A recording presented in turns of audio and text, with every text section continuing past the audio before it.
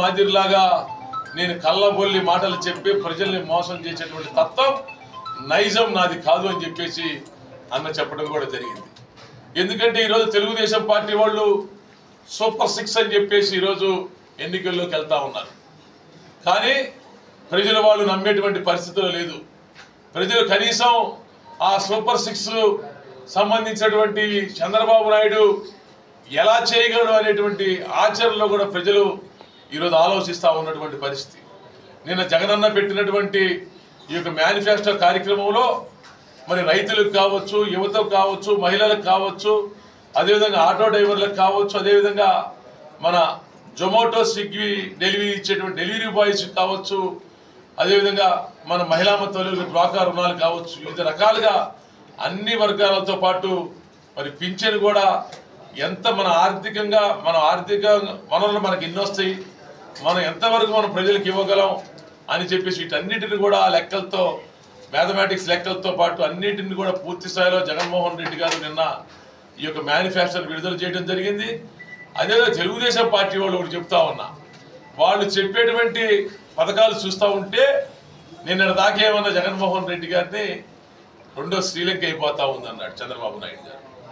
యావత్ తెలుగుదేశం పార్టీ నాయకులు అంటా ఉన్నారు రెండో శ్రీలంక అయిపోతా ఉంది ఈయన పెట్టేటువంటి సంక్షేమ పథకాలని చెప్పేసి. మరి ఈరోజు అదే సంక్షేమ పథకాల దారిలోకి ఈరోజు చంద్రబాబు నాయుడు మళ్ళీ అధికారం కోసం గత మాదిరి 600 హామీలు ఇస్తే సక్సెస్ అవ్వలేదు అని చెప్పేసి ఇప్పుడు 6 హామీలతో ఈరోజు జగన్మోహన్ రెడ్డి గారిని గద్దెదించాలని చెప్పి చంద్రబాబు నాయుడు గారు 6 హామీలతో రావడం కూడా జరిగింది. కాకపోతే అప్పుడు 600 హామీలు, ఇప్పుడు 6 హామీలు ప్రజలు నమ్మేటువంటి పరిస్థితిలో ఎట్టి పరిస్థితుల్లో లేరు. తప్పకుండా జగన్మోహన్ రెడ్డి గారు ఇచ్చినటువంటి మేనిఫెస్టోని ప్రజలు నమ్ముతారు, ప్రజలు విశ్వసిస్తారు, ప్రజలు ఆదరిస్తారు. జగన్మోహన్ రెడ్డి గారు తప్పకుండా ఈ రాష్ట్రానికి మరలా ముఖ్యమంత్రి చేసి తీరుతారనేటువంటి సంకేతం నేను మేనిఫెస్టో ద్వారా అర్థమైందని చెప్పేసి కూడా తెలియజేస్తాను.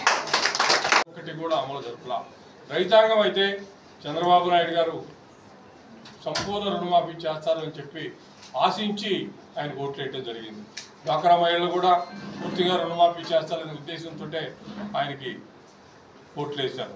ఎక్కడా కూడా సంపూర్ణంగా రైతు రుణమాఫీ చేయలేదు, డ్వాక్రా రుణమాఫీ చేయలేదు, ఏ ఒక్కరికి కూడా 3 సెంట్ల స్థలాన్ని ఇవ్వలేదు. చంద్రబాబు నాయుడు గారు ఈరోజు చెప్పేటువంటి అంశాల్లో ఆయన నైజం అది అమలు చేయరు.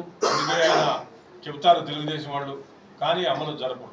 అసలు మేనిఫెస్టోని అమలు జరపాలా, మేనిఫెస్టోలో ఏవైతే ఉందో దాన్నే అమలు చేసి తీరాలని చెప్పి దాన్ని వెలుగులోకి తీసుకొచ్చి ప్రజలందరికీ తెచ్చి దాన్ని ఒక భగవద్గీతలాగా, ఖురాన్ లాగా, బైబుల్ లాగా పాటించి తీసుకొచ్చిందే జగన్మోహన్ రెడ్డి గారు.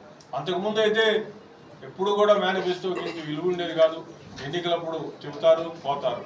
చంద్రబాబు నాయుడు గారు అందుకే జగన్మోహన్ రెడ్డి గారు మేనిఫెస్టోని గురించి ప్రస్తావిస్తుంటే ఆయన దాన్ని పబ్లిక్ డొమైన్లో లేకుండా, వెబ్సైట్లో లేకుండా, ప్రజలకు అందుబాటులో లేకుండా దాన్ని మాయం చేయడం జరిగింది.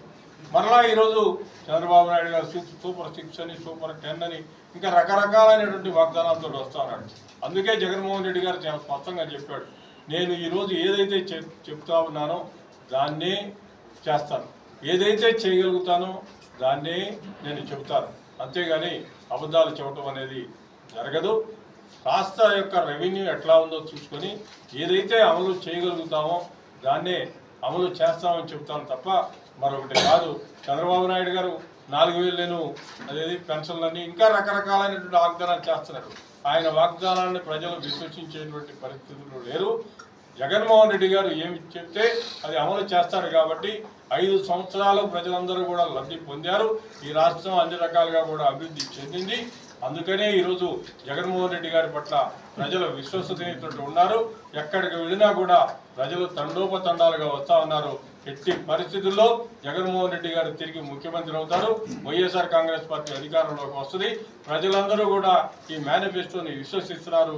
ఈ మేనిఫెస్టో ద్వారా ఈ రాష్ట్రంలో అన్ని రకాలుగా అభివృద్ధి చెందుతుందని తెలియజేస్తూ సెలవు తీసుకుంటారు.